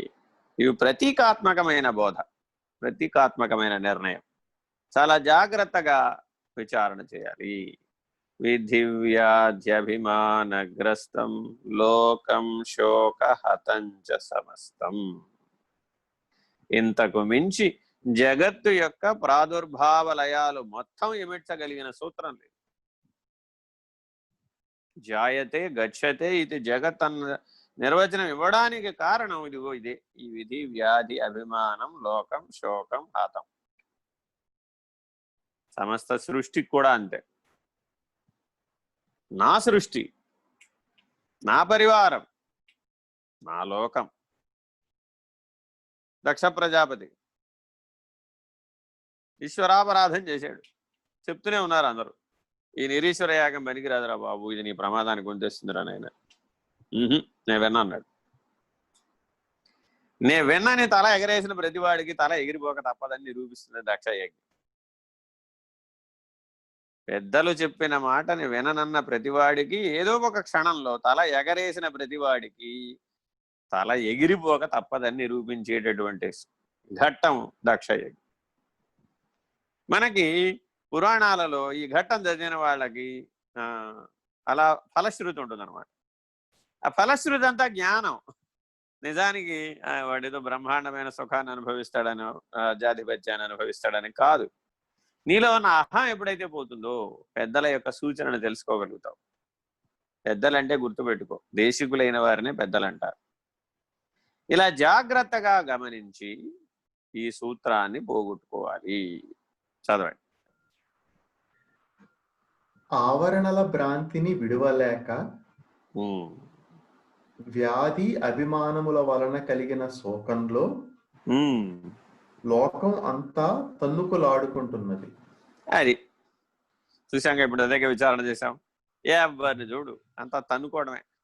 తల్లి గర్భంలో శిశువు బయటపడడానికి ఎలా తన్నుకుంటున్నాడు, అలా సకల జీవరాశి కూడా విధి వ్యాధి అభిమానం లోకం శోకం వీటిలో తన్నుకులాడుతోంది. వేరే ఇంకేమి లేదు. వాడి జీవితం అంతా పెనుగులాడేనండి. ఏమిటి వాడి పెనుగులాడ గొడవ? నా సంగతి చూడు, నా సంగతి చూడు, నా సంగతి చూడు. ఒరే నీ సంగతి నేనేం చూసేదిరా, నువ్వే చూడాలి మరి అని ఎవడో ఒకడిని ఆశ్రయిస్తాడు. వాడేదో వీడికి చేస్తాడు. వాడేదో వీడికి చేశాడని వీడు కృతజ్ఞుడై ఉండాలి. వీడిని వీడు తెలుసుకునేమని వాడెప్పటికీ చేయడు. ఇది లోకం తెగిలి. ఎందుకని వీడిని వీడు తెలుసుకుంటే వాడిని దాటేస్తాడు వీడు. అందుకని ప్రతి వాడు ఏదో ఒక ఆవరణ దోషాన్ని మాత్రం నివర్తింపచేయరు. ఒక్క దేశికులు మాత్రమే, ఒక కైవల్య మార్గోపదేశికులు మాత్రమే. ఉపదేశంలో కూడా దేశం ఉందండి. దేశికులైన వాళ్ళలో కూడా సరైన మార్గ నిర్ణయం ఉంది. కైవల్య మార్గ బోధోపదేశికులు మాత్రమే ఆవరణ దోషాన్ని నివర్తింపజేస్తారు. రహిత మార్గం తెలిసిన వాళ్ళు, అహం రహిత పద్ధతిని తెలిసిన వాళ్ళు 8 తనువులలో ఉన్న అభిమానాన్ని పోగొట్టేటట్లుగా సూచన చేస్తారు, చేసి చూపిస్తారు. అహం రహిత మార్గం అంటే అలాగో జీవించి చూపిస్తారు. ఆచరించి, జీవించి అనకూడదు అక్కడ, ఆచరించి చూపిస్తారు. ఎందుకని వాళ్ళకి జీవభావం లేదు కదా. ఇలా జాగ్రత్తగా విధి వ్యాధి అభిమానం లోకం శోకం హతం గ్రస్తం హతం ఈ స్థితి భేదాన్ని జాగ్రత్తగా గుర్తించి నివర్తించాలి. చదవండి. దంచుట మొదలైన ప్రయత్నములతో గాని యంత్రంలో వేసి గాని ఆవరణలను తొలగించినట్లు. ఒకసారి గమనిద్దాం జాగ్రత్తగా. ఎవరైనా మీరు రైతు ఇంటికి వెళ్ళి కనుక గమనిస్తే, ఒడ్లు దంచి బియ్యం తీసే ప్రక్రియని గమనిస్తే 5 కనబడతాయండి. మొట్టమొదట వడ్లన్నింటినీ కూడాను గాలికి తూర్పారపోస్తారు. తూర్పారంటారు. తూర్పారపోయడం అంటే పొల్లంతా పోతుంది, ఆ పొట్టు పోయి మంచి ఒడ్లు మిగులుతాయి. ఆ ఒడ్లు మిగిలిన దాంట్లోంచి మట్టి బెడ్డలు గట్రాలన్నీ తీసేస్తారు. ముందు ఫస్ట్ చేసేది అది. భూమిలోంచి కదా పుట్టింది, ఆ మట్టి బెడ్డలన్నీ తీసేస్తారు. తీసేసి స్వచ్ఛమైన ఒడ్లన్నీ ఆరబోస్తారు, చక్కగా ఎండకు ఆరతాయి. ఇది రెండో ప్రక్రియ. మూడో ప్రక్రియ దంచుతారు. దంచితే ఈ బియ్యం పైనున్న పొట్టు వేరైపోతుంది. ఇది మూడో ప్రక్రియ. మళ్ళీ ఏం చేస్తారు, చెరుగుతారు. నాలుగో ప్రక్రియ. చెరిగితే ఆ పొట్టంతా గాలికి పోతుంది. మళ్ళా తౌడు కూడా చాలా భాగం పోతుంది. కానీ బియ్యాన్ని అంటుకున్న తౌడు అట్లాగే ఉండిపోతుంది.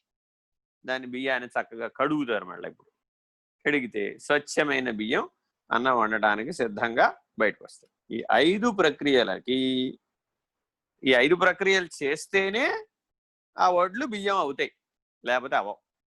ఆవరణ దోషం నివర్తించాలంటే మనం కూడా ఈ 5 పనులు చేయాలి.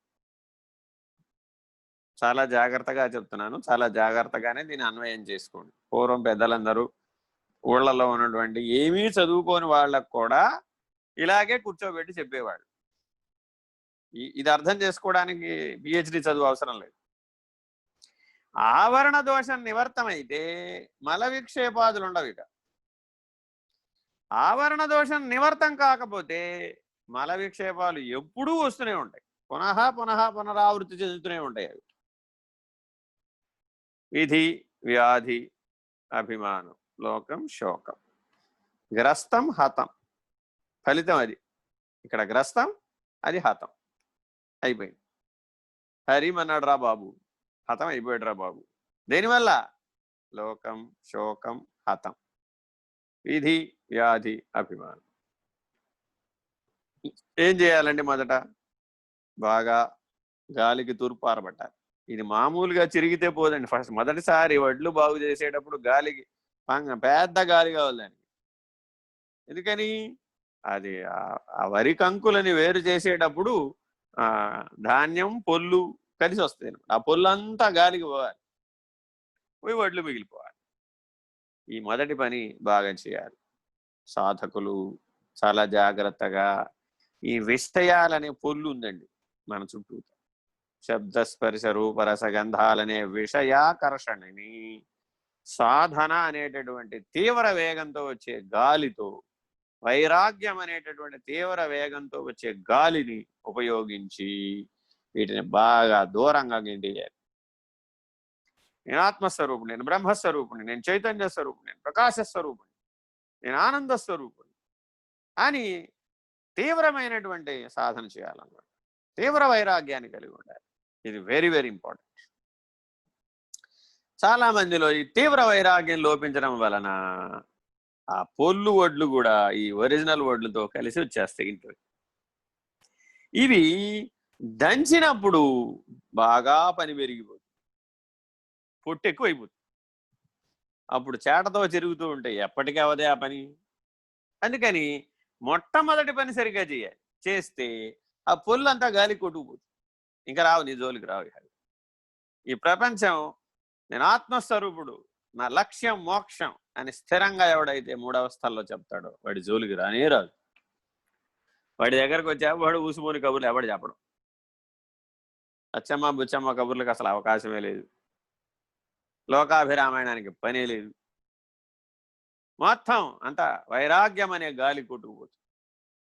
తీవ్ర వైరాగ్యనిష్ట మొదటి ఉపాయం, మొదటి క్లీనింగ్ ప్రాసెస్ ఆవరణ రహితంలో వెరీ ఇంపార్టెంట్. సరే, రెండో మెట్టుకొచ్చాం. తర్వాత ఏం చేయాలి? ఎంత చేసినా బై దేర్ ఓన్ వెయిట్ మట్టి బెడ్డలు వడ్లలో కలిసి వస్తాయి. ఇప్పుడు ఏం చేయాలి? బాగా జల్లెడ పట్టాలి. జల్లెడ పట్టేసి ఒట్టి వడ్లని ఆరబోయాలి. ఆ వడ్లలో తేమ శాతం ఉంటుందన్నమాట. ఆ తేమ శాతం అట్లాగే ఉంటే వడ్లు బియ్యం ముక్కలైపోతాయి దొంచేయటం. ఇది రెండో ప్రక్రియ. ఇదేమిటి మరి అంటే, మానవుడు కర్మ మార్గం ద్వారా చేసేటటువంటి సాధనలు, జపాలు, తపాలు, వ్రతాలు, యజ్ఞాలు, యాగాలు, హోమాలు, అంత సమస్తం ఇదంతా జల్లెడ పట్టడం. నిన్ను నువ్వే జల్లెడ పట్టడం. నీలో ఉన్న మట్టి బెడ్డలు, గట్టలు మొత్తం పోతాయి. రాగ ద్వేష కలుష కషాయమైనటువంటి రజో రాగాత్మకమైనటువంటి తామసికమైనటువంటి అజ్ఞానాత్మకమైనటువంటి వాన్ని ఈ ప్రక్రియలో పోతాయి. చాలా బాగా చేయాలి. చాలా మంది ఇవేవి చేయకుండానే స్ట్రైట్ గా వచ్చి ఆత్మవిచారంలో కూర్చుంటారు. ఏం లాభంలే, వాడు పుష్కర కాలం ప్రయత్నించిన పని అవదు. వాడు ఆ స్ఫురణం తెలుసుకోలేడు. ఏం చేయమంటారని ఉంటాడు. పైగా ఏం చేయాలి? మళ్ళీ కిందకి వెళ్ళు, గో బ్యాక్. ఒకటో క్లాస్ సరిగ్గా రాకపోతే, అక్షరాలు రాకపోతే ఏం చేస్తాం? మళ్ళీ వెళ్ళు ఒకటో క్లాస్లో కూర్చొని అక్షరాలు నేర్చుకోవడం. ఛాన్సే లేదు. అక్షరాలు రాకుండా గుణితాలు ఏం చెప్తాం? గుణితాలు రాకుండా పాఠాలు ఏం చదువుతాం? ఇది అంతే. ఈ రెండో ప్రక్రియ చాలా చాలా ఇంపార్టెంట్. అందుకని ఏ గురువు దగ్గరైనా సరే మొట్టమొదట ఈ కర్మ మార్గానికి సంబంధించినటువంటి చర్యలు ఉంటాయి, ఆచరణలు ఉంటాయి, దీక్షలు ఉంటాయి, జపాలు ఉంటాయి, గురు పూజలు ఉంటాయి, గురుగీతా పారాయణలు, భగవద్గీత పారాయణలు, గురు పూజలు, ఇలా రకరకాల ప్రక్రియలు ఉంటాయి, ఉపదేశ ప్రక్రియలు. ఇదంతా ఇదే. ఈ మట్టి బెడ్డలు తీసేసే పని. సరే, తీసాం, ఆరబోసాం, రెండో ప్రక్రియ అయింది. ఇప్పుడు వడ్లు రెడీగా ఉన్నాయి. వడ్లు రెడీగా ఉంటే ఏం చేద్దాం? తిందామా? అట్లా కుదరదు కదా. మరి దంచాలి. దాన్ని బాగా దంచాలంటే ఏం చేయాలి మరి? ఇప్పుడు ఈ తయారైనటువంటి ఉపదేశాలు పొందినటువంటి దాంతో జీవించమంటారు. ఈ జ్ఞానం నేర్చుకున్నావు కదా, ఈ జ్ఞానంతో జీవించవయ్యా అంటారు. ఆ జీవించడం దంచబడటం. ఆ దంచబడేటప్పుడు నీకు తెలుస్తుంది విధి, వ్యాధి, అభిమానం. ఎందుకని? ఇంటికి వెళ్తాడు, వీళ్ళ నేను ఆత్మస్వరూపండి. ఇప్పుడే మా గురువుగారు చెప్పారు నాకు, ఇక నుంచి నువ్వు నాకేం పని చెప్పకూడదు, నేను ఒట్టి ధ్యానం చేస్తా, నేను ఒట్టి జపం చేస్తా, నేను ఇంకేం చేయను, నాకేం అవసరం లేదు, నేను సాక్షిని. ఈ మాటలు వెళ్ళవేస్తాడు, బరువు అంతా భార్య మీద ఎత్తేస్తాడు. ఇలాంటి జీవులు, ఇలాంటి మనుషులు కూడా చూస్తాం సాధకులు. ఎందుకనిట ఈయనేమి సంసార బాధ్యత స్వీకరించాడు. ఒక అధవా స్వీకరించిన ఒళ్ళు కందకుండా ఏదో ఫోన్ల మీద మాట్లాడేదో, లేకపోతే ఏదో షేర్ మార్కెట్ ఇట్లాంటి గోల ఎట్టుకుంటాడు. అది తేలుతుందో సస్తుందో దానికే తెలియదు సరిగ్గా. ఎందుకని దానికి ఏమైనా రీతి రివాజు ఉంటేగా గాలి కొట్టుకుపోతూ ఉంటుంది. ఇలా తన సుఖానికి ప్రాధాన్యత ఇచ్చేసి నేను సాధన చేస్తున్నాను, నేను సాధకుండాడు. పాపం ఆవిడ రెండు పక్షాల్లో నలిగిపోతూ ఉంటుంది తన కళ్ళ ముందే. మరి పోనీ ఆవిడకి తాను చేయగలిగిన సహాయం చేయవచ్చు కదా, చేయుడు. ఎందుకని అభిమానగ్రస్తం, నేను పతిదేవుడిని. సరే వైస్ వర్స, దీన్నే రివర్స్ కూడా చెప్పచ్చు. భార్యలు భర్తలు, లేదు పిల్లలు తల్లిదండ్రులు, లేదు ఇంకా ఏ మానవ సంబంధాలు, బాసు సర్వెంట్, ఏ పాత్ర అయినా తీసుకోండి, ఆ పాత్ర అంతా అభిమానంతో కూడుకుంటుంది. అభిమానం పోవాలంటే ఒకే ఒక పద్ధతి అండి, బాగా దంచాలి. Very very important. మా గురువు గారు నన్ను, నేను ఎట్టా ఉంటా నువ్వు అట్లా ఉండాలి అన్నారు, అంతే. ఇది దంచడం అండి. నేను ఎట్టా ఉంటా, ఇదేంటి ఒకటే మాట చెప్పారు నాకు, నేను ఎట్టా ఉంటా నువ్వు ఎట్టా ఉండాలయ్యా అన్నారంటే. వారికి దేహాభిమానం లేదు ఆ రోజుల్లో. అభిమానం లేదంటే దేహ స్పర్శ లేదు ఆయనకి. ఎర్రటి ఎండలో కాళ్ళకి చెప్పులు లేకుండా పైన కండువా ఒకటి వేసుకుని పంచ ఒకటి కట్టుకుని వెళ్ళిపోతుండేవారు అంతే, ఎర్రటి ఎండలో. అసలు ఆయనకి అది ఎర్రటి ఎండని, మే నెలలో అసలు ఎండ 50 డిగ్రీలు ఉంటుంది, ఏమి తెలిసేది కాదు. అలా ఉండేవారు. నన్ను అలా ఉండమంటున్నారు, నేనేమో అక్షరాభ్యాస పాఠం దగ్గర ఉన్నా, ఓం నమ శివాయ సిద్ధన్న మహాదిదే దగ్గర ఉన్నా. ఏం చెప్పారు పాఠం? నా వలే ఉండవయ్యా నువ్వు, ఇంకేంటి చెప్పేది, అన్ని పాఠాలు అదే పో అన్నారంటే. అది కూడా థర్డ్ పార్టీతో చెప్పించారు, డైరెక్ట్గా చెప్పలేదు. వెంకటేశ్వరరావు గారు ఒక ఆయన ఉండేవారు, ఆయన అడిగారు అనమాట, పాపం ఈ పిల్లాడు రోజు పొద్దున సాయంత్రం మధ్యాహ్నం వచ్చిపోతున్నాడు, కాస్త ఏమన్నా చెప్పండి, రికమెండేషన్ అనమాట ఇక్కడ కూడా. ఎందుకని వారు అంతేవాసులు, వారు 30-40 సంవత్సరాలు కలిసి ఉన్నారు. అంతేవాసి కాబట్టి కాస్త సను ఉంటుంది కదా, వారి ద్వారా రికమెండేషన్ ఇప్పించుకున్నాను. నేను డైరెక్ట్గా అడిగే ధైర్యం లేక. అడిగితే ఏంటి చెప్పేది, నా వలే ఉండమని చెప్పు, పెద్దలు చూసి పిల్లల్ని నేర్చుకోవాలి, ప్రతి చెప్తారేమిటి చూసి నేర్చుకోవాలి, నేను ఎలా ఉన్నాను అలా ఉండమని ఆయన అడితిరిగి చెప్పారు పైగా. ఇంకా అప్పటి నుంచి ఆయన వలే నేను ఉండడానికి పాటలు పడుతూనే ఉన్నా, ఇప్పటికీ పడుతూనే ఉన్నా ఆయన వలే ఉండడానికి. ఎందుకంటే వారు అహం రహిత స్వరూపులు, వారు దేశికులు, వారి వలే ఉండటం మన వల్ల అవుతుందా? ఎంత ప్రయత్నం చేయాలో. ఈ అభిమానం పోగొట్టడానికి ఒకే ఒక మార్గం అండి, బాగా దంచాలి. ఆ వడ్లని పొల్లు వేరు చేయడానికి ఎట్లా దంచాలో, ఈ అభిమానం అనే పొల్లును పోగొట్టాలి అంటే బాగా దంచాలి మనం. అప్పుడే అహం రహితం అవుతుంది, లేకపోతే అవదు, సమస్య లేదు. ఆ పొల్లు వేడదు, అంటుకుని ఉంటుంది. ఇది వ్యాధి, అభిమానం గ్రస్తం, విడిపోతుంది. అప్పుడు ముక్త పదగ్రస్తం, మా చిన్నప్పుడు ఒక వ్యాకరణ సూత్రాలు ఉన్నాయి, భలే బాగుంటుంది. ముక్త పదగ్రస్తం ఆనాడు నన్ను బాగా ఆకర్షించింది అనమాట. ఈ ముక్త పదగ్రస్తంలో కూడా అంతే, ఒక పదాన్ని అక్కడి నుంచి తీసుకొస్తాం, ఇక్కడ ఈ పదంలో కలుపుతుంటాం, అక్కడ వదిలేస్తుంటే ఇక్కడ పట్టుకుంటుంటాం. అట్లా ఈ అభిమానం కూడా అంతే, ఓ దగ్గర వదిలేసినట్టే కనబడుతుంది, మరో దగ్గర పట్టుకుంటాం.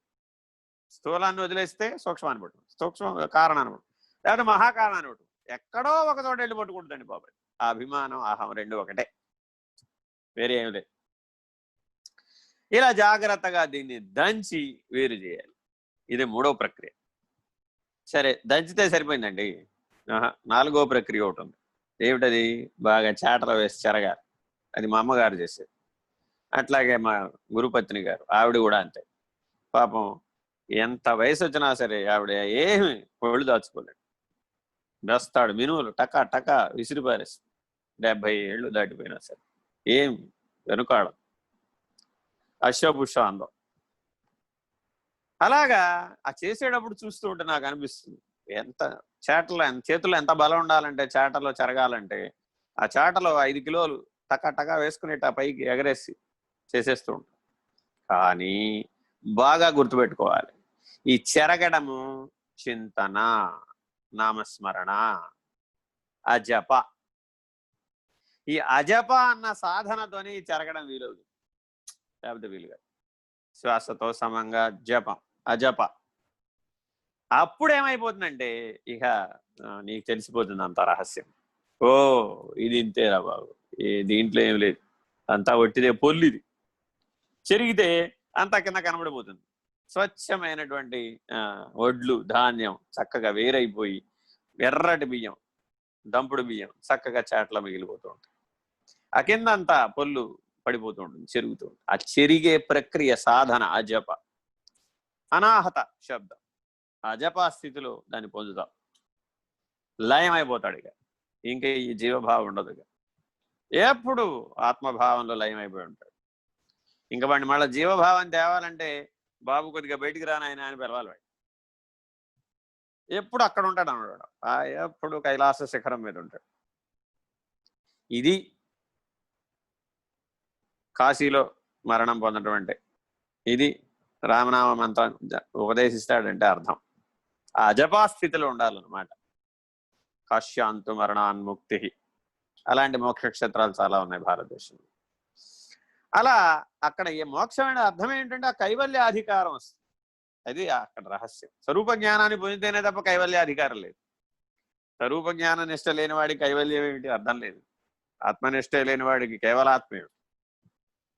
ఇవాళ మనం ఎంతో మందిని, బోధాధికారుల్ని, ఎంతో మంది గురువుల్ని పీఠాల్లో, ఆశ్రమాల్లో రకరకాలైన విధి విధానాలను గమనిస్తే ఈ కైవల్యం అన్న మాటే వాళ్ళకి గిట్టదు, అసలు లేదంట. ఆ ముక్తి మోక్షమే లేవంట. వేద ప్రతిపాదితమైనటువంటి, ఉపనిషత్ ప్రతిపాదితమైనటువంటి, ప్రస్థానత్రయ పారిజాతమైనటువంటి కైవల్యం అసలు అది లేనే లేదండి, మీరు ఊరికే భ్రాంతి అంటుంటారు. చాలా మంది ఇలాగే చెప్తున్నారు ఇవాళ. ఇది కలికాల వైపరీత్యం. శంకర భగవత్పాదులు సంస్కరించిన సంస్కరణోద్యమం అంతా ఏమైపోయిందో అనిపిస్తూ ఉంటుంది. ఇలా జాగ్రత్తగా ఇది 4వ ప్రక్రియ. దాంతటం అయిపోయిన తర్వాత బాగా చెరగటం, ఈ అజప, లయం, స్వరూప జ్ఞానం, స్వప్రకాశాన్ని తెలుసుకోవచ్చు అజప ద్వారా. స్వప్రకాశాన్ని తెలుసుకున్నాడండి. ఇక తెలుసుకుంటే ఇప్పుడు 5వ సాధన, చివరి సాధన అన్నమాట. అదేమిటంటే ప్రకాశానికి మూలాన్ని గుర్తెరగాలి. అంటే అర్థం ఏంటంటే బియ్యానికి కూడా చిన్న చిన్న రేణువులు, కళ్ళకు కనపడనంత సూక్ష్మాతి సూక్ష్మ రేణువులు తౌడు రూపంలో బియ్యానికి అంటుకుని ఉంటాయి. కడగాలి వాటి బాగా, వేరే మార్గం లేదు. ఎన్ని ప్రక్రియలు చేసినా అది పోదు. అది ఎప్పుడు పోతుందంటే శుభ్రమైన నీళ్ళలో కడగాలి. కడిగితే చక్కగా అన్నం ఉండడానికి సరైనటువంటి సిద్ధమైపోతుంది. ఇక రెడీ. అది పరమాత్మ, అన్నం పరబ్రహ్మస్వరూపం.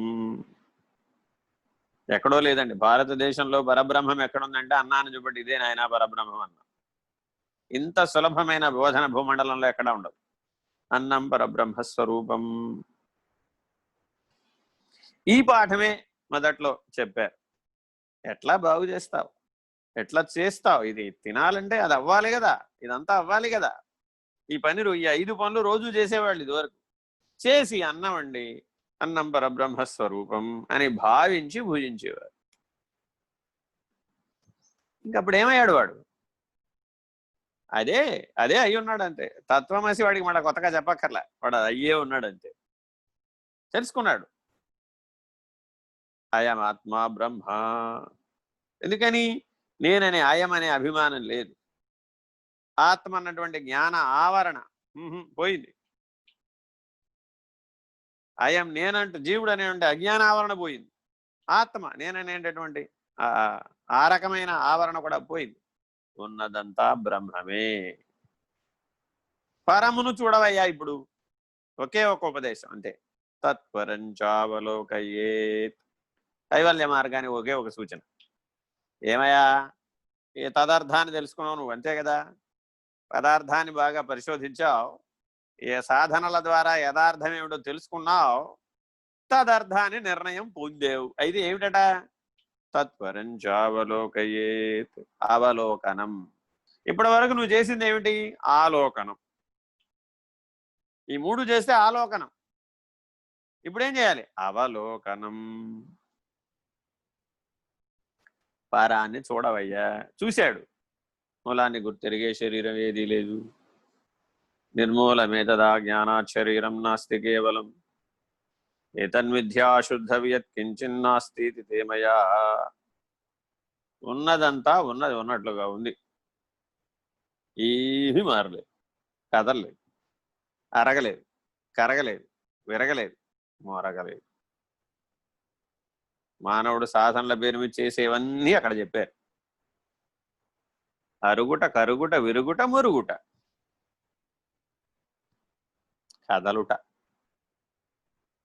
అరుగుట, విరుగుట, కరుగుట, మురుగుట, కదులుట. ఇట్నుంచి లెక్కేయాలి. అరుగుట, విరుగుట, కరుగుట, మురుగుట, కదలుట. ఆ 5 లక్షణాలు లేవు.